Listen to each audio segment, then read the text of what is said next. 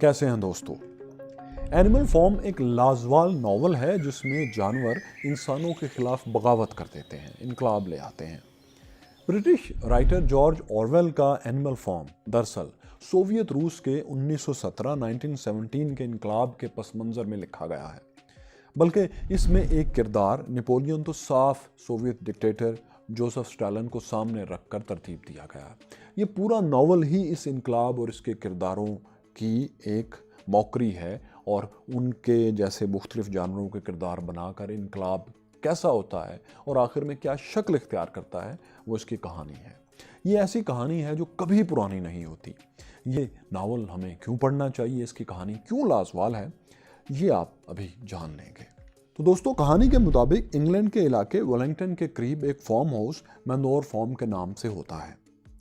Farm का मालिक Johns एक शराबी है जो नशे में धुत रहता है। इसके नौकर भी कामचोर हैं। वो फार्म पर मौजूद जानवरों को वक्त पर खाना तक नहीं देते। इसी दौरान फार्म का एक बूढ़ा पिग, एक सूअर जिसका नाम ओल्ड मेजर है, वो फार्म के सभी जानवरों को जमा करता है। फिर वो उनके सामने एक तवील तकरीर करता है। इस तकरीर में वो जानवरों को कम्युनिस्ट तर्ज पर कॉमरेड कहकर मुखातिब करता है। वो उन्हें कहता है कि हम जानवरों से बेपनाह मुशक्कत ली जाती है, हमसे इंसान बहुत काम करवाता है लेकिन बदले में महज थोड़ा सा खाना देता है। और फिर जब कोई जानवर मालिक के काम का नहीं रहता तो उसे बेदर्दी से ज़िबा करके बेच दिया जाता है। जानवर गुलाम बन गए हैं और इस गुलामी के जिम्मेदार इंसान हैं। अगर इंसान को मंजर से हटा दिया जाए तो जानवरों की भूख और मुशक्कत जैसी मुसीबतें जड़ से ख़त्म हो जाएंगी। ओल्ड मेजर पिग जो है वो जानवरों को इंसानों के खिलाफ बगावत पर उकसाता है। वो उन्हें कहता है कि भले तुम्हारी ज़िंदगियों में ये बगावत या इनकलाब ना आ सके, लेकिन इसके लिए आज से काम शुरू कर दो, कभी तो आएगा। अपनी आइंदा आने वाली नस्लों को भी वो कहता है कि यही पैगाम दो कि फतह तक ये जद्दोजहद जारी रखी जाए। तकरीर में बूढ़ा मेजर उन्हें सादा सा स्लोगन दे देता है कि 2 टांगों पर चलने वाला तुम्हारा दुश्मन और 4 टांगों वाला तुम्हारा दोस्त है, यानी तमाम जानवर भाई भाई। साथ ही ओल्ड मेजर ने जानवरों को ये नसीहत भी की कि जब तुम इंसान पर फतह याब हो जाओ, उस पर काबू पा लो, तो उसकी बुराइयां मत अपना लेना, वो इख्तियार ना करना। कोई भी जानवर इंसानों के मकान में नहीं रहेगा, बेड पर नहीं सोएगा, कपड़े नहीं पहनेगा, शराब या तंबाकू यानी सिगरेट वगैरह नहीं पिएगा, पैसों को हाथ तक नहीं लगाएगा और तिजारत नहीं करेगा, क्योंकि इंसान की तमाम आदतें ही बुराई हैं, ईवल्स हैं। ओल्ड मेजर इन्हें यानी जानवरों को एक इनकलाबी तराना भी याद करवाता है जिसका नाम है बीस्ट्स ऑफ इंग्लैंड, यानी इंग्लैंड के जानवर। यहाँ बीस्ट से मुराद दरिंदे, जंगली दरिंदे नहीं, तमाम जानवर हैं। इस गाने का मुख्तसर मतलब कुछ यूँ था कि इंग्लैंड और आयरलैंड के जानवरों, तुम्हें रोशन मुस्तकबिल की नवीद हो। वो दिन आएगा जब इंसान की हुकूमत का तख्ता उलट जाएगा और इंग्लैंड के ज़रखेज़ खेतों में सिर्फ जानवर भागा फिरा करेंगे। हमारी नाकों से नकील गायब हो जाएगी और हम अपनी कमर से जीन उतार कर फेंक देंगे और जालिम कोड़े कभी हमारी पीठ पर नहीं बरसेंगे। हमारे पास नाकाबिले बयान दौलत होगी और उस दिन सारा इनाज, सारा खाने पीने का सामान हमारा होगा। इंग्लैंड के खेत चमक उठेंगे, पानी खालिश होगा, हवाएं मीठी होंगी। चाहे हम उस दिन के लिए ज़िंदा रहें या ना रहें, तो भी हमें इसके लिए काम करना है। नज़्म के साथ ही ओल्ड मेजर की तकरीर दोस्तों ख़त्म हो जाती है। इसके चंद रोज़ बाद वो मर जाता है और उसे फार्म के अंदर ही एक बाग में दफन कर दिया जाता है। लेकिन ओल्ड मेजर का दिया हुआ आज़ादी का तसव्वुर और बीस्ट्स ऑफ इंग्लैंड का ये तराना, ये गीत हर जानवर की ज़ुबान पर आ जाता है। वो ये गीत गाते रहते हैं, खुफिया मीटिंग्स करते हैं और ख़ुद को जानवरों की हुकूमत के लिए तैयार करते रहते हैं। फिर अचानक ही गैर मुतवक्के तौर पर किसी तैयारी के बगैर ही इनकलाब का मौका भी उनके हाथ आ जाता है। वो यूं कि जॉन्स और उसके मुलाजिम अपनी गफलत में चंद रोज़ जानवरों को खाना नहीं खिलाते। भूखे जानवर कुछ देर, थोड़ी देर तो सब्र करते हैं, लेकिन फिर खुराक के ज़ख़ीरे पर वो हमला कर देते हैं। इस दौरान जॉन्स यानी मालिक फार्म का और उसके मुलाजिम डंडे उठाकर जानवरों को पीछे हटाने की कोशिश करते हैं, लेकिन भूखे जानवर उनका डटकर मुकाबला करते हैं और इन थोड़े से लोगों को जॉन्स समेत मार मार कर फार्म से भगा देते हैं। जॉन्स अपने साथियों के साथ फार्म से निकल जाता है। अब जॉन्स ने एक कौवा भी पाला हुआ होता है जिसका नाम था मोज़ेस। یہ کوا اصل میں مالک جونز کا ایک ایجنٹ ہوتا ہے۔ وہ جانوروں کی جاسوسی کر کے ان کے خیالات سے جونز کو آگاہ کیا کرتا تھا۔ جانوروں کو انقلاب اور بغاوت کی راہ سے روکنے کے لیے وہ انہیں کہانیاں سنا کر بہلایا کرتا تھا۔ وہ جانوروں کو ایک خیالی جگہ، شوگر کینڈی ماؤنٹین، ایک مٹھائی کا ایک پہاڑ، اس کے بارے میں بتاتا تھا کہ جب تم مر جاؤ گے تو دراصل اس مٹھائی کے پہاڑ پر جاؤ گے تو تم اس جگہ چلے جاؤ گے جہاں پر کوئی کام نہیں کرنا پڑے گا، وہاں ہر وقت بہت سا میٹھا کھانا دستیاب ہوگا، بس جتنا مرضی کھا۔ یہ کہانی اس لیے تھی تاکہ جانور حالات سے سمجھوتا کر لیں اور اپنے مالک جونز کے خلاف بغاوت نہ کریں اور جو کچھ ملا ہے اس پر صبر شکر کریں۔ انقلاب کے بعد یہ میٹھی ٹافیوں کی کہانیاں سنانے والا پہاڑی کوا جو تھا، یہ جونز کے ساتھ ہی یہ بھی فرار ہو گیا۔ ادھر فارم میں اب جانور بہت خوش ہوتے ہیں، اپنی آزادی کو کچھ دن وہ خوب انجوائے کرتے ہیں اور وہ اپنی زینوں، لگاموں اور زنجیروں وغیرہ کو غلامی کی نشانیاں قرار دے کر توڑ ڈالتے ہیں یا جو ان میں جلائی جا سکتی انہیں جلا دیتے ہیں۔ حتیٰ کہ مینور فارم کا نام بھی وہ بدل کر اب اینیمل فارم رکھ دیتے ہیں، اس کا تختہ لگا دیتے ہیں۔ اس کے بعد جانور ایک سبز کپڑے کو اپنا پرچم بناتے ہیں اور اس پر ایک سینگ اور ایک گھوڑے کا نقشے پا، اس کا کھر بناتے ہیں۔ یہ سینگ اور ہوف اس کے پاؤں کا نشان جانوروں کی نمائندگی کے لیے ہے۔ ہر اتوار کو اس سبز پرچم کو فارم میں بلند کیا جاتا ہے اور سبھی جانور اس کے گرد جمع ہو کر بیسٹس آف انگلینڈ والا ترانہ گاتے ہیں۔ اس کے بعد ان کی میٹنگز ہوتی ہیں اور ان میٹنگز میں میجورٹی کی رائے سے قراردادیں پاس ہوتی ہیں ڈیموکریٹک سٹائل میں۔ ان میں سب سے اہم جو قرارداد پاس ہوتی ہے وہ یہ ہے کہ 7 کمانڈمنٹس یا 7 احکامات منظور کیے جاتے ہیں۔ پہلی کمانڈمنٹ یہ ہوتی ہے کہ جو کوئی بھی 2 ٹانگوں پر چلتا ہے وہ ہمارا دشمن ہے۔ دوسری یہ کہ 4 ٹانگوں والے اور پروں والے ہمارے دوست ہیں۔ تیسری کمانڈمنٹ کہتی ہے کہ کوئی جانور کپڑے نہیں پہنے گا۔ چوتھی کے مطابق کوئی جانور بیڈ پر نہیں سوئے گا۔ پانچویں یہ کہ کوئی جانور شراب نہیں پیے گا۔ چھٹی کے مطابق کوئی کسی دوسرے جانور کو جان سے نہیں مارے گا، اور ساتویں یہ کہ تمام جانور برابر ہیں۔ یہ 7 کمانڈمنٹس جانوروں کی اس نئی ریاست کے بنیادی اصول بن جاتے ہیں، ان کا منشور، ان کا آئین بن جاتے ہیں۔ اب ان کے مطابق ایک سیاسی عمل شروع ہو جاتا ہے، یعنی تمام جانور مل جل کر فارم کے فیصلے کرتے ہیں۔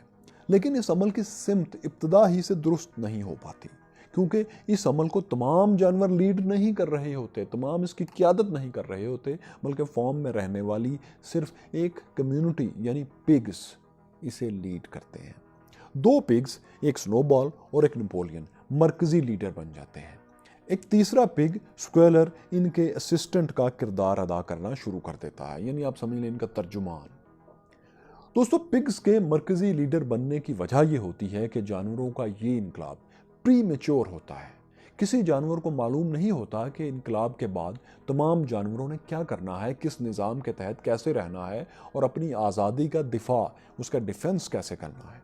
پگز باقی جانوروں سے ذرا زیادہ ہوشیار ہوتے ہیں۔ وہ بہت جلد پڑھنا لکھنا اور انسانوں کی طرح چیزوں کو سمجھنا سیکھ چکے ہوتے ہیں۔ وہ فارم ہاؤس میں رکھی ہوئی کتابیں پڑھ کر اپنا ویژن بڑھاتے چلے جاتے ہیں اور لیڈر بن جاتے ہیں۔ ان کے مقابلے میں دوسرے جانور پڑھائی لکھائی یا نئے طور طریقے سیکھنے کی کوشش ہی نہیں کرتے۔ مثال کے طور پر ایک گھوڑا باکسر محض ABCD سے آگے نہیں سیکھ پاتا۔ اس سے آگے کے الفابیٹس اس نے پڑھے ہوتے ہیں لیکن اس کو بھول جاتے ہیں۔ چند جانور اٹک اٹک کر کچھ جملے پڑھنا سیکھ تو لیتے ہیں، لیکن وہ کتابیں پڑھنے اور نئی چیزیں سیکھنے میں بالکل بھی دلچسپی نہیں رکھتے۔ زیادہ تر جانور تو دوستو 7 کمانڈمنٹس کو بھی زبانی یاد نہیں کر پاتے۔ ان کی آسانی کے لیے پھر پگز یہ کرتے ہیں کہ پہلی اور دوسری کمانڈمنٹس کو ملا کر ایک شارٹ سی کمانڈمنٹ بنا دیتے ہیں، کہتے ہیں اسے یاد کر لو، اور وہ یہ ہوتی ہے کہ 4 legs good 2 legs bad، 4 legs good 2 legs bad، مطلب جانور اچھے ہیں، انسان برا ہے، بات ختم۔ تو اب یہ 4 legs good 2 legs bad والی کمانڈمنٹ 7 کمانڈمنٹ کے اوپر لکھ دی جاتی ہے، سب سے اوپر۔ یہ سادہ سا سلوگن اب تمام جانور رٹ لیتے ہیں، بلکہ جو بھیڑیں ہوتی ہیں وہ تو اسے چلتے پھرتے کورس کی شکل میں دہراتی رہتی ہیں، 4 legs good 2 legs bad، مل کے اس کو دہراتی رہتی ہیں۔ تو اب تمام جانور 7 کمانڈمنٹ کے تحت، بلکہ سلوگن کے تحت ہنسی خوشی رہنے لگتے ہیں۔ صرف ایک گھوڑی مولی جسے میٹھا کھانے کا شوق تھا، وہ فارم چھوڑ کر انسانوں کے ساتھ فرار ہو جاتی ہے۔ باقی جانوروں میں سے کوئی بھی فارم سے باہر نہیں جاتا۔ اس کے بعد یہ ہوتا ہے کہ تمام جانور فارم میں خود سے کام کرنے لگتے ہیں، یعنی انسانی جبر اور حکم کے بغیر۔ لیڈرشپ کے لیے یہ سادہ لو جانور پگز پر بھروسہ کرتے ہیں اور تمام اختیارات خود بخود نپولین اور سنو بال دونوں پگز کو منتقل ہو جاتے ہیں۔ یعنی اب نپولین اور سنو بال تمام جانوروں پر حکومت کرنے لگتے ہیں، ایک طرح سے یہ جونز کی جگہ آ جاتے ہیں۔ جانوروں کی میٹنگز میں وہ ساری قراردادیں بھی یہی دونوں پیش کرتے ہیں، باقی لوگ صرف ان پر ووٹنگ کرتے ہیں۔ وقت کے ساتھ ساتھ طاقت کے یہ دونوں پلرز نپولین اور سنو بال، ان میں اختلافات پیدا ہونا شروع ہوتے ہیں، بڑھتے جاتے ہیں اور پھر دشمنی بن جاتے ہیں۔ دونوں ایک دوسرے کی ہر قرارداد کی مخالفت کرتے ہیں۔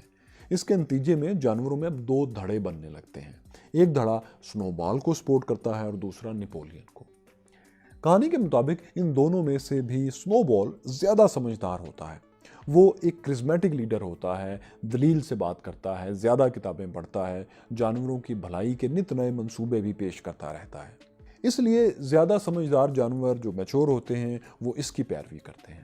اس کے مقابلے میں نپولین اتنا کرزمیٹک تو نہیں، لیکن وہ سنو بال کی مخالفت ڈٹ کر کرتا ہے، سازشی ذہن کا ہے۔ اس کے دھڑے میں سب سے زیادہ تعداد بھیڑوں کی ہے، یعنی شیپس کی ہے، جو ہر بات کی جگالی کرتی رہتی ہیں، جو بھی ان کو نپولین کہتا ہے، اور ہر بات کو بغیر سوچے سمجھے فالو کرتی ہیں۔ تاہم دوستو، سنو بال اور نپولین ایک دوسرے کی مخالفت کرنے کے باوجود اپنی کمیونٹی یعنی پگز کے بارے میں سیم پیج پر ہوتے ہیں۔ وہ فارم میں پیدا ہونے والے بہترین کھانوں کو اپنی کمیونٹی کے لیے ہی رکھتے ہیں، وہ کسی اور کو نہیں دیتے۔ جیسے کہ فارم میں سب سے اچھا یعنی گایوں کا، کاؤز کا دودھ وہ ہوتا ہے تو وہ یہ سب صرف پگز ہی پیتے ہیں۔ فارم میں پیدا ہونے والے سارے سیب بھی پگز ہی کھاتے ہیں۔ باقی جانوروں کو یہ بتایا جاتا ہے کہ پگز کو صحت مند رہنے کے لیے اچھی خوراک کی اشد ضرورت ہے۔ وہ صحت مند نہیں ہوں گے تو لیڈرشپ کا مشکل کام کیسے کریں گے؟ 4 legs گڈ 2 legs بیڈ کا راگ الاپتی بھیڑیں اور باقی جانور یہ سن کر یہ مان لیتے ہیں اور مطمئن بھی ہو جاتے ہیں کہ کتنی خوبصورت لاجک ہے۔ اب دیکھیں کہ جانور بھی خاموش ہیں، پگز کو، سوروں کو بہترین خوراک بھی مل رہی ہے، کوئی اختلاف نہیں۔ لیکن حکومت چلانے کے معاملے پر پاور شیئرنگ میں نپولین اور سنو بال میں اب اختلافات بڑھنے لگتے ہیں۔ یہ اتنے بڑھتے ہیں کہ آپ جان چکے ہیں کہ دشمنی پیدا ہو جاتی ہے۔ پھر اس دوران یہ ہوتا ہے کہ جونز اور اس کے ملازم پھر ایک دن یہ کرتے ہیں کہ فارم ہاؤس اپنا واپس لینے کے لیے ویپن لے کے، جونز کے پاس ایک ویپن ہوتا ہے، وہ لے کر حملہ کر دیتے ہیں اپنے فارم پر۔ اس موقع پر سنو بال جو ہے وہ ایک ٹرو لیڈر کا کردار ادا کرتا ہے۔ اس نے لڑائی سے پہلے رومن حکمران جولیس سیزر کی جنگی اسٹریٹجیز پر ایک کتاب پڑھی تھی، تو اس سے وہ کچھ سیکھ چکا تھا، تو اسی کی روشنی میں وہ ایک ماہر کمانڈر کی طرح اب اپنے فارم کا ڈیفنس ترتیب دیتا ہے۔ سنو بال کی کمان میں پہلے کچھ جانور جونز اور اس کے ساتھیوں پر حملہ کرتے ہیں۔ اس کے بعد وہ یہ تاثر دیتے ہیں جیسے انہیں شکست ہو گئی ہے اور وہ پیچھے ہٹنے لگتے ہیں۔ جونز اور اس کے ساتھی ان کا تعاقب کرتے ہیں، لیکن جلد ہی جونز کی ٹیم ایک تنگ سی جگہ میں پھنس جاتی ہے۔ یہیں پر اسٹریٹجی کے مطابق چاروں طرف سے جانور اب ان پر حملہ بول دیتے ہیں۔ سنو بال اس حملے کو خود لیڈ کرتے ہوئے جونز پر اٹیک کرتا ہے۔ جونز کی فائرنگ سے سنو بال کی کمر زخمی ہو جاتی ہے، لیکن وہ پیچھے نہیں ہٹتا اور ٹکر مار کر جونز کو بھاگنے پر مجبور کر دیتا ہے۔ جونز اپنی گن بھی وہیں پھینک جاتا ہے بھاگتے ہوئے۔ اسے بھاگتے دیکھ کر باقی اس کے ملازم بھی فرار ہو جاتے ہیں۔ یوں جانور انسانوں کے خلاف اپنی پہلی وار، ایک پہلی جنگ جیت لیتے ہیں۔ فتح کی خوشی میں اب ایک تقریب منعقد ہوتی ہے۔ سنو بال اور گھوڑا باکسر جس نے بہت بہادری دکھائی ہوتی ہے، ان دونوں نے، ان کو میڈلز ملتے ہیں۔ جونز کی گن پر جانور قبضہ کر لیتے ہیں اور اسے اپنے پرچم والے ستون کے پاس ہی گاڑ دیتے ہیں۔ اس گن کو پھر اہم موقعوں پر سلامی کے لیے ہی فائر کیا جاتا ہے۔ اس کے علاوہ اولڈ میجر جس نے انقلاب کا تصور دیا تھا سب سے پہلے اور ایک ترانہ دیا تھا، اس کی کھوپڑی بھی قبر سے نکال کر پرچم کے پاس ہی نصب کر دی جاتی ہے۔ تمام جانور سنڈے کو، اتوار کے روز احتراماً اس کھوپڑی کے گرد مارچ کرتے ہیں۔ جون سے ہونے والی اس لڑائی کو بیٹل آف کاؤ شیڈ کا نام دیا جاتا ہے، کیونکہ یہ اسی جگہ لڑی گئی تھی جہاں گائیں رہتی تھیں، ان کا شیڈ ہوتا ہے۔ آپ کے لیے شاید یہ دوستو یہ بات دلچسپ ہو بلکہ اہم ہو کہ بیٹل آف کاؤ شیڈ جو کہانی کے مطابق 12 اکتوبر کو لڑی گئی تھی۔ 12 اکتوبر آپ جانتے ہیں کہ پاکستان میں جنرل مشرف کے مارشل لا کی تاریخ ہے۔ تو خیر، اس لڑائی کے بعد جونز کبھی واپس نہیں آتا और कसम पुरसी के आलम में किसी जगह नामालूम जगह पर उसकी मौत हो जाती है। इसके बाद हर चीज़ बड़ी हद तक तमाम की तमाम चीज़ें जानवरों की फेवर में जाने लगती हैं। लेकिन बैटल ऑफ कॉशेड के बाद चीज़ें एक तरह से बदलने भी लगती हैं और एक बहुत बड़ा टर्निंग पॉइंट आता है। वो इस तरह कि स्नोबॉल तमाम जानवरों को बताता है कि वो एक विंड मिल तैयार करना चाहता है। आप जान ही चुके हैं कि स्नोबॉल एक टेक्निकल माइंडसेट वाला पिग है जो नई से नई चीज़ें बनाने में दिलचस्पी रखता है। वो दिन रात जदीद मशीनों के बारे में पढ़ता है, फिर इन मशीनों से जानवरों की बेहतरी के लिए इनोवेशंस करता रहता है, सोचता है। तो अब उसे एक आइडिया ये है उसके पास कि अगर जानवर मिलकर एक बड़ी सी विंड मिल तैयार कर लें तो इससे वो बिजली पैदा कर सकते हैं। बिजली से फिर मशीनें चलेंगी, यानी चारा काटने वाली और दूसरी मशीनें जिससे फार्म में काम होता है। उससे ये होगा कि जानवरों को फार्म में बहुत ज़्यादा मेहनत फिर नहीं करना पड़ेगी। तो लेकिन अब स्नोबॉल ने उन्हें खुशखबरी सुनाई कि उन्हें मुस्तकबिल में तो सिर्फ 3 दिन ही काम करना पड़ेगा। तो जानवर तो बहुत खुश हुए कि 4 दिन छुट्टी। लेकिन अब ये वो दोस्तों जगह भी थी जहां नेपोलियन खुलकर स्नोबॉल के मुकाबले पर आ गए। वो किसी सूरत ये नहीं चाहता था कि स्नोबॉल जानवरों का सबसे पसंदीदा लीडर अकेला ही बन जाए और वो सेकंड कैटेगरी में चला जाए। नेपोलियन एक साजिश तैयार करता है कि विंड मिल मंसूबे को कैसे नाकाम बनाए। वो इस मंसूबे के लिए वोटिंग के दिन, यानी जब ये फैसला होना है कि विंड मिल लगनी चाहिए या नहीं या कैसे, तो नेपोलियन एक खतरनाक कदम उठाता है, क्योंकि ये वाज़ेह था कि स्नोबॉल दलाइल से सब जानवरों को विंड मिल के लिए बनाने के लिए कायल कर लेगा और वो ज़ाहिर है ज़्यादा बड़ा लीडर साबित होगा। यहाँ आपको ये बता दें कि नेपोलियन ने बहुत पहले छोटे कुत्तों को, काफ़ी सारे कुत्तों को, जब वो भी पपीज़ थे, उन्हें तालीम देने के बहाने बाकी जानवरों से अलग करके अपने पास एक खुफिया छुपी हुई जगह पर ट्रेनिंग देना शुरू की हुई थी। अब ये कुत्ते जवान हो चुके थे, खूनख्वार हो चुके थे और ये नेपोलियन के इशारों पर चलते थे।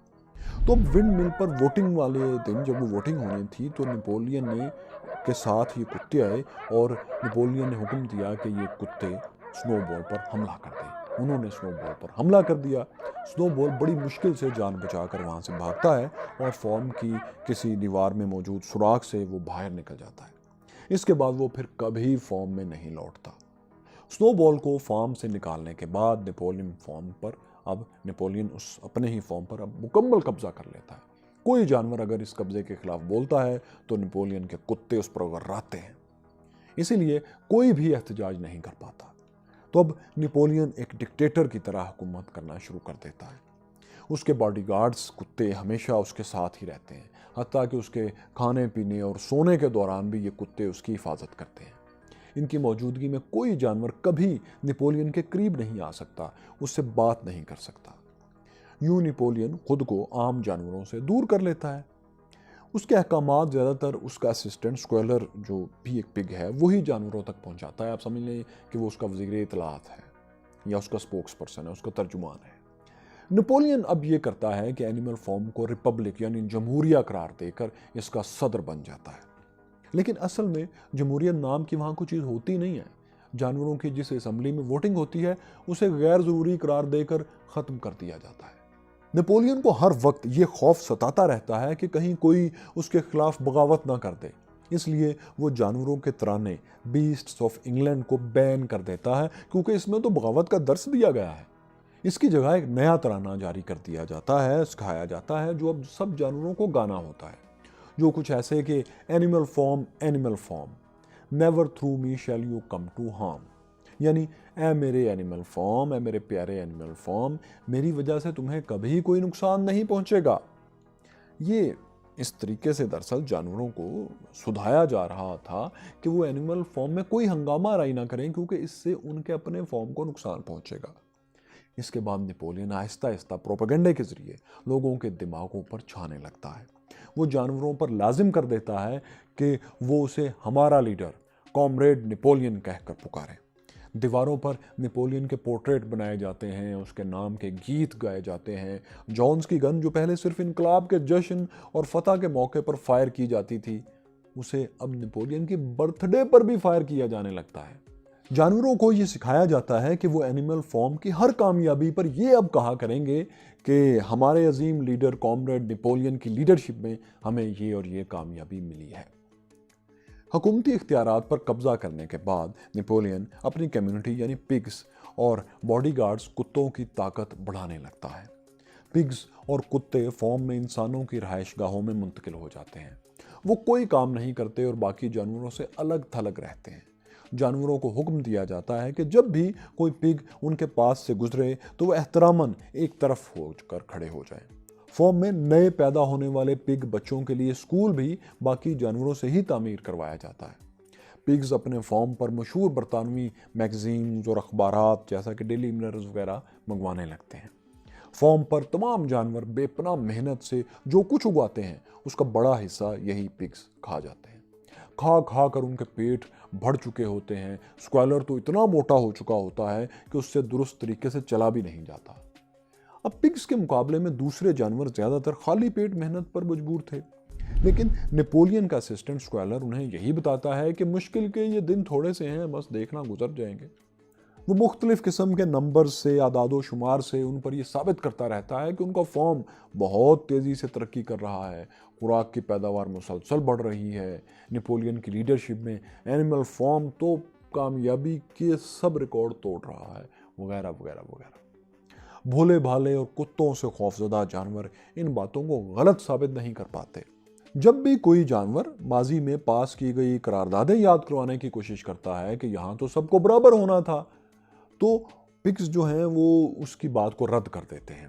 اسکوائلر جو ان کا ترجمان ہے وہ ہمیشہ جانوروں کو بتاتا ہے کہ تم بھول گئے ہو، تمہاری یادداشت ٹھیک نہیں ہے، یہ معاملہ ایسے نہیں بلکہ ویسے ہوا تھا، جیسے کہ نپولین کہتا ہے بالکل ویسے ہی دراصل ہوا تھا۔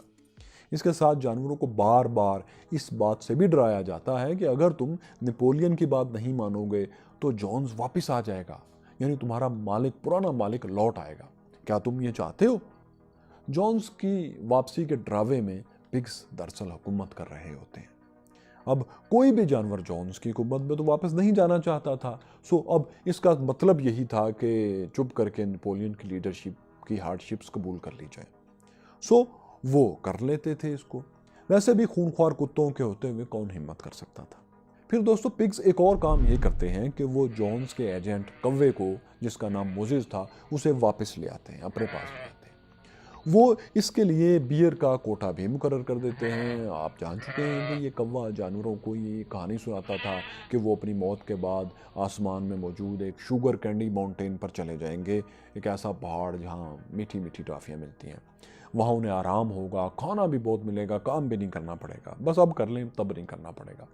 تو یہ کوا اب پگز کی ہدایت میں، اس کی روشنی میں شوگر کینڈی ماؤنٹین والے خواب ان جانوروں کو ایک دفعہ پھر دکھانا شروع کر دیتا ہے۔ انقلاب سے تنگ آئے مایوس جانور اب اس کی باتیں پھر غور سے سننے اور پھر اس پر یقین کرنے لگتے ہیں۔ یعنی یہ بھی دراصل پگز کا ایک طریقہ ہی ہوتا ہے کہ جانوروں کو مطمئن رکھا جائے تاکہ وہ شکایت نہ کریں اور آرام سے زندگی گزاریں۔ یوں تمام جانور عملی طور پر ان پگز کے غلام بن کر کام کرتے رہتے ہیں۔ ان سب جانوروں کا واحد فخر جو انہیں بتایا جاتا تھا وہ بس یہ تھا کہ اپنے فارم کی ترقی اور لیڈر کی کامیاب حکمت عملیوں کی خبریں سنیں اور تالیاں بجائیں کہ کیا بات ہے۔ اس کے علاوہ دوستو نپولین جانوروں کی توجہ ہٹانے کے لیے مختلف اوقات میں پریڈز، انقلابی ترانے اور طرح طرح کے کھیل تماشے کرواتا رہتا ہے۔ لیکن میں کیورس فیلوز، آپ سمجھ ہی چکے ہوں گے کہ نپولین کی لیڈرشپ میں یہ فارم کہانی کے مطابق بھی کامیاب نہیں بلکہ بری طرح ناکام ہو رہا تھا۔ خوراک کی پیداوار بھی کم ہونے لگی تھی۔ تو ایسے میں جانوروں میں اپنی لیڈرشپ کا سکہ جمانے کے لیے نپولین ونڈ مل کا سنو بال والا آئیڈیا دوبارہ سامنے لے کر آتا ہے۔ کچھ جانور سوال اٹھاتے ہیں کہ نپولین نے تو ونڈ مل کی مخالفت کی تھی، آپ نے تو مخالفت کی تھی۔ اس پر نپولین کا اسسٹنٹ اسکوائلر انہیں ایک الگ ہی کہانی سنانا شروع کرتا ہے، پروپیگنڈا شروع کرتا ہے۔ وہ انہیں بتاتا ہے کہ دراصل ونڈ مل کا تو سارا پلان ہی نپولین کا تھا، سنو بال نے تو اس کا منصوبہ چوری کر کے تمہارے سامنے پیش کیا تھا، اور نپولین نے تو اس وقت صرف دکھاوے کے لیے ونڈ مل کی مخالفت کی تھی تاکہ ایک غلط قسم کے پگ سنو بال سے تم لوگوں کو چھٹکارا دیا جا سکے۔ سب جانور اس بات پر خوش ہوتے ہیں اور اپنے لیڈر نپولین کو اور بھی عقل مند سمجھنے لگتے ہیں۔ یعنی نپولین اپنے سیاسی مخالف کے ترقیاتی منصوبوں پر اب ایک طرح سے اپنی تختی لگا رہا ہے اور سامنے کھڑی بھیڑیں اور جانور اس بات پر تالیاں بجا رہے ہیں۔ تو خیر تمام جانور مل کر ونڈ مل پر کام کرتے ہیں۔ पत्थर तोड़ते हैं, खून पसीना एक करते हैं, जान तोड़ कर मेहनत करते हैं, उनकी जुबान पर कोई शिकवा नहीं आता। लेकिन होता यह है कि विंड मिल जब तैयार हो जाती है तो ज़ाहिर है नेपोलियन के पास पूरा आइडिया तो था नहीं, तो वो विंड मिल एक तूफान के नतीजे में तबाह भी हो जाती है। नेपोलियन यहाँ भी अपना सियासी फ़ायदा निकालता है और ऐलान करता है कि ये विंड मिल को तबाह करने का काम दरअसल स्नोबॉल ने किया है, क्योंकि वो फॉर्म छोड़ने के बाद हमारे खिलाफ आज तक साजिशें कर रहा है। इसके बाद वो इस वतीरे को ही अपना लेता है कि फॉर्म में जो काम भी उसकी गलत पॉलिसीज़ की वजह से ख़राब हो रहा होता है उसकी जिम्मेदारी स्नोबॉल पर डालना शुरू कर देता है। जानवरों में ये बात प्रोपेगेंडा के तौर पर फैलाई जाती है कि उनके खिलाफ साजिश हो रही है। साजिशी स्नोबॉल फॉर्म में मौजूद कुछ गद्दारों की मदद से अभी भी हुकूमत कर रहा है और जानवरों को तंग कर रहा है। हर रोज़ ये ऐलान होता है कि फॉर्म से ऐसे कागजात बरामद हुए हैं जिनमें स्नोबॉल ने अपने साजिशी मंसूबे लिख रखे थे। ये कागजात जानवरों को दिखाए नहीं जाते, सिर्फ बताया जाता है कि एक कागज़ में ये सबूत मिल गया है, एक कागज़ में ये सबूत मिल गया। फिर एक रोज़ ये होता है कि नेपोलियन बहुत से जानवरों को इस बात पर मजबूर करता है कि वो स्नोबॉल का साथ देने का एतराफ़ करें। ये जानवर कुत्तों से, खौफनाक बड़े बड़े जबड़ों वाले कुत्तों से डर कर मारे खौफ के एतराफ़ कर लेते हैं कि वो स्नोबॉल के साथ मिलकर फॉर्म के खिलाफ वाकई साजिशें कर रहे थे। इसके बाद कुत्ते उन पर पिल पड़ते हैं और उन सबको मौत के घाट उतार देते हैं। फिर नेपोलियन आगे बढ़ता है और हमसाये फॉर्म हाउसेस जिनके मालिकान मिस्टर फ्रेडरिक और मिस्टर प्लैंकटन हैं, उन पर भी स्नोबॉल की मदद का इल्ज़ाम लगा देता है कि स्नोबॉल उनसे मदद ले रहा है और वो उसकी मदद कर रहे हैं। जानवरों को ये बताता है, उनको ये बताया जाता है कि असल में स्नोबॉल ने काउशेड की लड़ाई में इंसानों की मदद की थी। वो पुराने मालिक जॉन के साथ मिलकर जानवरों को हराना चाहता था, बल्कि इंसानी हमले को तो लीड ही स्नोबॉल कर रहा था। उसने तो इंसानियत जिंदाबाद, लॉन्ग लिव ह्यूमैनिटी का नारा भी लगाया था। स्नोबॉल की कमर पर जो निशान था उसके बारे में नेपोलियन ने ये मशहूर करवाया कि ये जॉन्स की गोलियों से नहीं ये ज़ख्म लगा था, बल्कि नेपोलियन ने उसे काट कर ज़ख्मी किया था ताकि वो इंसानों की मदद ना कर पाए और जानवर जीत जाए। यूँ बैटल ऑफ काउशेड का सारा क्रेडिट भी नेपोलियन अपने खाते में डाल लेता है। इस जंग का असल हीरो स्नोबॉल ज़ीरो बना दिया जाता है। जानवर कुछ अपनी कमज़ोर याददाश्त और ज़्यादा कुत्तों की खौफनाक शक्ल देखकर नई तारीख को तस्लीम कर लेते हैं और बच्चे तो बिल्कुल मान लेते हैं नई नस्ल ऐसा ही हुआ होगा। अच्छा, तो स्नोबॉल को विलन बनाने के बाद नेपोलियन तबाहशुदा विंड मिल को दोबारा तामीर करने की कोशिश करता है। वो जानवरों से फिर बेपनाह मेहनत करवाता है। इस बार विंड मिल की दीवारों को ज़्यादा वाइड किया जाता है, ज़्यादा चौड़ा बनाया जाता है ताकि वो तूफान से तबाह ना हो सके।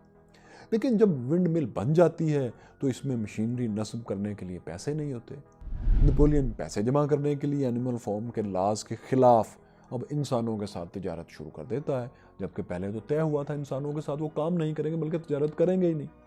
वो एक मिडल मैन के ज़रिए मुर्गियों के अंडे और फॉर्म पर पैदा होने वाली फसलें फ़रोख्त करना शुरू कर देता है। जब मुर्गियाँ अंडे की फ़रोख्त पर एहतजाज करती हैं कि ये तो तय ही नहीं हुआ था कि हमारे अंडे आप बेचेंगे, और वो एहतजाज करते हुए शेड के ऊपर अंडे देना शुरू कर देती हैं जहाँ से पिग्स ज़ाहिर है जाकर उठा नहीं सकते, तो पिग्स मुर्गियों का राशन बंद कर देते हैं। आखिर मुर्गियाँ 5 दिन बाद हथियार डाल देती हैं और फिर नीचे आके अंडे देने लगती हैं, ज़ाहिर है फिर उनके अंडे फ़रोख्त होने लगते हैं। बल्कि मुर्गियों पर दबाव डाला जाता है कि वो ज़्यादा से ज़्यादा अंडे दें ताकि पिग्स को ज़्यादा से ज़्यादा मुनाफा मिले। इसी तरह फॉर्म में दोस्तों फालतू पड़ी हुई बहुत सी कीमती लकड़ी भी एक हमसाया फॉर्म के मालिक फ्रेडरिक को नेपोलियन फ़रोख्त कर देता है। हालांकि इससे पहले नेपोलियन ने फ्रेडरिक और दूसरे फार्म मालिकान पर स्नोबॉल को पनाह देने का इल्ज़ाम खुद ही तो लगाया होता है। अब जानवरों को कौन समझाए। लेकिन दोस्तों बात यूं होती है कि फ्रेडरिक भी एक चालाक फार्म मालिक होता है, चालाक इंसान है। ये नेपोलियन से लकड़ी खरीद कर बदले में उसे जाली नकली नोट दे देता है। नेपोलियन को जब पता लगता है तो बहुत सटपटाता है और बदला लेने के प्लान बनाने लगता है। मगर इससे पहले कि वो बदला ले, फ्रेडरिक और उसके साथी हमला करके विंड मिल को बारूद से उड़ा देते हैं। विंड मिल को दूसरी बार तबाह होते देखकर जानवर आपे से बाहर हो जाते हैं। वो विंड मिल के करीब खड़े इंसानों पर हमला कर देते हैं और उन्हें जख्मी करके भगा देते हैं। मगर विंड मिल तो तबाह हो चुकी है। इस पर तमाम जानवर गमज़दा हैं। नेपोलियन इस लड़ाई को भी विक्ट्री डिक्लेयर कर देता है। जानवरों से कहा जाता है कि ये लड़ाई तो नेपोलियन की लीडरशिप में दरअसल जीती गई है। क्योंकि इंसानों को उन्होंने भगा दिया है। जानवर चारों नाचार इस बयानियों को भी तस्लीम कर लेते हैं। इस लड़ाई को battle of the wind mill का नाम देकर 2 रोज जश्न मनाया जाता है कि हम जीत गए। फिर विंड मिल की तीसरी बार तामीर शुरू हो जाती है। लेकिन अब एनिमल फॉर्म बहुत तब्दील हो चुका है। नेपोलियन और उसके साथी इंसानों जैसे तौर तरीके अख्तियार कर चुके हैं। वो इंसानों जैसे लिबास पहनते हैं, शराब पीते हैं, इंसानों के बनाए हुए बिस्तरों पर, बेड्स पर सोते हैं। नेपोलियन तो इंसानों की तरह पाइप भी पीने लगता है और अक्सर शराब के नशे में धुत रहता है। हालांकि एक बार शराब उसे मौत के करीब भी ले गई थी और अपनी मौत देखकर उसने ये भी ऐलान कर दिया कि जो भी शराब पिएगा उसे सजाए मौत दे दी जाएगी। लेकिन जैसे ही उसकी तबीयत ठीक होती है वो कहता है नहीं, मैं भी पीऊँगा और सब पिए, कोई सजाए मौत नहीं। जब बात यहाँ तक पहुँचती है तो कुछ जानवरों में अब रद्द अमल जन्म लेना शुरू करता है। मुख्तलिफ मौक़ों पर कुछ जानवर जाकर 7 कमांडमेंट्स को पढ़ने की कोशिश करते हैं कि क्या नेपोलियन जो कुछ कर रहा है वो उन कमांडमेंट्स के मुताबिक भी है या नहीं। लेकिन उस वक्त तक सारी कमांड्स बदली जा चुकी होती हैं। वो इस तरह कि नेपोलियन का असिस्टेंट स्क्वेलर रात को दीवार के साथ सीढ़ी लगाकर इन कमांड्स को बदल दिया करता है। वो इन तमाम कमांड्स में दरअसल चंद अल्फाज का इजाफा कर रहा होता है। मसलन कोई जानवर किसी दूसरे जानवर को नहीं मारेगा, इसके आगे लिख दिया जाता है बगैर किसी वजह के। मतलब कि मारना एक तरह से ठीक हो गया, वजह बता दीजिए फिर ठीक हो गया। शराब ना पीने वाली कमांड के आगे लिखा होता है कि कोई जानवर बहुत ज्यादा शराब नहीं पिएगा। तमाम जानवर बराबर हैं की जगह नई कमांड इस तरह लिखी जाती है कि तमाम जानवर बराबर तो हैं लेकिन कुछ जानवर दूसरों से ज्यादा बराबर हैं। यानी पिग्स और कुत्ते दूसरे जानवरों से बुलंद मर्तबा हैं लेकिन वो एक दूसरे के लिए बराबर हैं। तो दोस्तों इसी तरह कमांडमेंट्स बदल जाती हैं, इनकलाब की रूह फना हो जाती है और इस दौरान विंड मिल तीसरी बार मुकम्मल हो चुकी है। लेकिन इससे अब बिजली पैदा करने के बजाय सिर्फ चारा काटने वाली मशीनें ही चलाई जाती हैं, क्योंकि चारा पिग्स को भी सबसे ज़्यादा चाहिए। यानी विंड मिल का जो असल ख्वाब स्नोबॉल ने दिखाया था कि 3 दिन काम 4 दिन आराम, जिंदगी इंजॉय, वो तस्वर बिल्कुल ख़त्म हो जाता है। जानवरों को विंड मिल के बाद भी अंधाधुंध ही काम करना पड़ता है। फिर दोस्तों एक वाकया ये होता है कि फॉर्म के सबसे ताकतवर घोड़े बॉक्सर की तबीयत एक दिन खराब हो जाती है। इस घोड़े ने विंड मिल की तामीर के दौरान बेपनाह मेहनत की थी, इतनी कि वो सुबह दूसरे जानवरों से पहले उठकर चला जाता था काम करने, ज़्यादा से ज़्यादा वज़न उठाता था, दूसरे जानवरों का हौसला बढ़ाता था। वो हर मसले के जवाब में ये कहता था कि मैं पहले से ज़्यादा काम करके ये मसला हल कर दूंगा। उसके साथ वो नेपोलियन की लीडरशिप पर भी बेपनाह एतमाद करता था। वो हमेशा कहता था कि कॉमरेड नेपोलियन जो कहते हैं दुरुस्त कहते हैं, comrade Napoleon, commander Napoleon is always right. लेकिन जब उसकी तबीयत ख़राब होती है तो नेपोलियन उसे अपने घोड़े को कसाई के पास फ़रोख्त के लिए भेज देता है, बुच्चर के पास। इंग्लैंड में घोड़े का गोश्त भी खाया जाता है, तो बॉक्सर भी इसी का शिकार बनने वाला है। बुच्चर कसाई एक घोड़ा गाड़ी में बॉक्सर को लेकर जाने लगता है तो एक गधा बेंजामिन, जो जानवरों में जो जानवर निचले दर्जे के उनमें सबसे पढ़ा लिखा होता है, वो पढ़ लेता है कि ये तो बुच्चर है, ये तो इसको ज़िबा करने के लिए ले जा रहे हैं। वो शोर मचा देता है कि जिस घोड़ा गाड़ी में बॉक्सर को ले जाया जा रहा है उस पर तो लिखा है ये तो कसाईयों की गाड़ी है। जानवर इस गाड़ी को रोकने की कोशिश करते हैं लेकिन रोक नहीं पाते। चंद रोज़ बाद बॉक्सर की मौत की खबर भी वहां तक पहुंच जाती है फार्म हाउस में। लेकिन इस हवाले से जानवरों को फिर मिसगाइड किया जाता है। स्क्वेलर ऐलान करता है कि ये बात झूठ है कि बॉक्सर को नेपोलियन ने कसाई के हाथ बेचा है।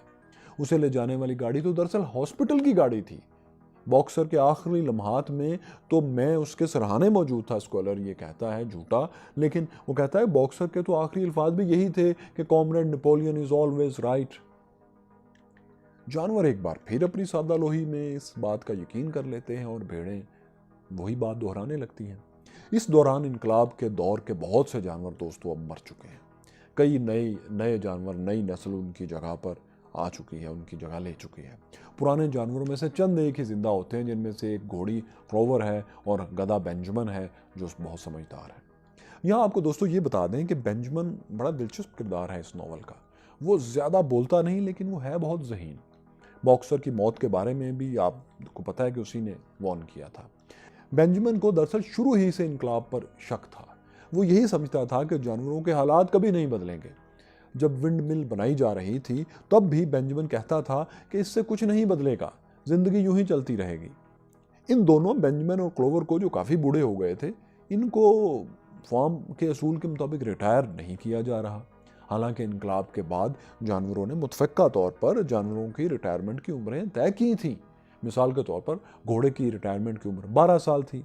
बाकी जानवरों जैसे कॉज और शीप्स वगैरह की रिटायरमेंट की उम्रें भी तय थी। फॉर्म में एक जगह को मुख्तस किया गया था कि यहाँ पर रिटायर्ड जानवरों का ओल्ड होम बनाया जाएगा, जहाँ वो आसानी से अपने आखिरी दिन गुजार सकेंगे। लेकिन नेपोलियन की हुकूमत कायम होने के बाद, डिक्टेटरशिप कायम होने के बाद, जानवरों की रिटायरमेंट वाला मामला गोल कर दिया जाता है। रिटायरमेंट की उम्र को पहुंचने के बावजूद जानवर काम ही करते चले जाते हैं। इनकी ओल्ड होम वाली जगह पर पिग्स कब्जा कर लेते हैं और वहाँ फसलें उगाने लगते हैं ताकि उन्हें फरोख्त किया जा सके। तो खैर दोस्तों, नॉवल के आखिर में एक रोज स्क्वेलर नेपोलियन के हुक्म पर यह करता है कि तमाम भेड़ों को लेकर गायब हो जाता है। चंद रोज बाद भेड़ें वापस आती हैं तो उन्हें एक नया इनकलाबी तराना रटाया जा चुका होता है, जिसे वो पहले तराने की तरह कोर्स में गाती जाती हैं, चरती जाती हैं, चरते चरते गाती जाती हैं। इस तराने के अल्फाज होते हैं 4 legs गुड, 2 legs बेटर। 4 टांगें अच्छी हैं, 2 टांगें और भी अच्छी हैं, यानी 4 legs गुड, 2 legs बैड वाली पुरानी कमांडमेंट्स बेअसर, खत्म। इसके बाद सब लोग देखते हैं कि नेपोलियन, स्क्वेलर और तमाम पिग्स 2 टांगों पर चलना शुरू कर देते हैं। तमाम पिग्स हाथों में कोड़े भी पकड़ लेते हैं और जानवरों से ज़बरदस्ती काम लेने लगते हैं। कुछ अरसे बाद एनिमल फॉर्म को इंसानों के लिए भी खोल दिया जाता है। करीबी फॉर्म्स के मालिकान आकर इस फॉर्म का मुआयना करने लगते हैं। फिर रात को फॉर्म के अंदर ही एक पार्टी होती है। अब घोड़ी क्लोवर और कुछ दूसरे जानवर चुपके से जाकर देखते हैं कि अंदर क्या हो रहा है। एक कमरे में तमाम पिग्स और इंसान मिलकर ताश खेल रहे होते हैं। इनमें पेलिंगटन भी शामिल है, जो माजी में एनिमल फॉर्म का दुश्मन था। नेपोलियन इसके खिलाफ प्रोपेगेंडा किया करता था कि उसने स्नोबॉल को पनाह दे रखी है और साजिशें कर रहा है। अब पेलिंगटन इस महफिल में मौजूद है और कह रहा है कि हमने एनिमल फॉर्म की मैनेजमेंट से बहुत कुछ सीखा है। यहाँ पिग्स जानवरों को बहुत थोड़ा सा राशन देकर उनसे ज़्यादा काम ले रहे हैं। ये तरीका तो हम अपने फॉर्म्स में भी मुतारिफ करवाएंगे, ये तरीका हम वहाँ भी इस्तेमाल करेंगे। अब खिड़की के बाहर तमाम जानवर शौक के साथ एक शशदर होकर ये सब कुछ सुन रहे होते हैं, हैरत के साथ। लेकिन इस सबसे बड़ा जो उन्हें झटका लगता है वो नेपोलियन की तकरीर के वक्त लगता है। नेपोलियन उठकर कहता है, वहाँ जो उनको सुनाई देता है, कि हमने एनिमल फॉर्म का नाम बदल कर पुराने वाला नाम मैनोर फॉर्म बहाल कर दिया है। जानवरों के इनकलाबी परचम से सींग और हौफ यानी घोड़े के पाँव का वाला निशान जो था, खुर का निशान, वो मिटा दिया है। ओल्ड मेजर की खोपड़ी जिसके गिर्द जानवर मार्च करते थे, इनकलाब को याद करते थे, उसे भी दफन कर दिया गया है। आम जानवर जो एक दूसरे को अब कॉमरेड वगैरह कह लेते हैं, तो ये तरीका भी हम बहुत जल्द ख़त्म करवा देंगे। खिड़की के बाहर मौजूद जानवर ये सब सुनते हैं, बहुत मायूस होते हैं और सर झुकाकर अपने रहने की जगह पर, अपने रहायशी हिस्से की तरफ जाने लगते हैं। अचानक उन्हें लड़ने, झगड़ने, चीखने, चिल्लाने की आवाज़ें आती हैं। वो वापस आकर खिड़की से झांकते हैं तो वहाँ पर पिग्स और इंसान ताश के पत्तों में किसी गड़बड़ पर आपस में उलझ रहे होते हैं, बहस कर रहे होते हैं। लेकिन जानवर ये देखकर सबसे ज़्यादा हैरान नहीं होते कि वो उलझ रहे हैं, बल्कि वो इस बात पर हैरान होते हैं कि वो पहचान ही नहीं पा रहे कि लड़ने वालों में पिग कौन है और इंसान कौन, क्योंकि सबकी शक्लें अब एक जैसी हो चुकी हैं। वो एक ही वक्त में पिग भी हैं और इंसान भी। पहचान उनकी मुश्किल हो चुकी है, नामुमकिन है। दोस्तों, कहानी यहाँ पर ख़त्म हो जाती है, लेकिन अच्छी कहानी कभी ख़त्म नहीं होती। इस कहानी में किरदारों का नाम बदलकर आप अपने दौर की कहानी भी इसे कह सकते हैं। आज भी कोई पिग्स फैमिली है, उसमें एक नेपोलियन है, एक स्नोबॉल है, कुछ आम लोग भेड़ों का किरदार अदा कर रहे हैं। इसमें घोड़ा भी आपको नज़र आएगा, इसमें आपको एक मूली भी नज़र आएगी जो किसी तरह वहाँ से भाग कर जान बचाती है। इसमें आपको एक बेंजामिन भी नज़र आएगा अपने इर्द गिर्द, और एक पुरानी खोपड़ी भी आपको समझ आएगी जिसके नाम पर ताकत का खेल हो रहा होता है। इस कहानी और वीडियो के बारे में दोस्तों हमें कमेंट्स में ज़रूर अपनी राय दें, ताकि हम आपके सामने ऐसे क्लासिक्स और भी पेश कर सकें। इंसान इतना नामाकूल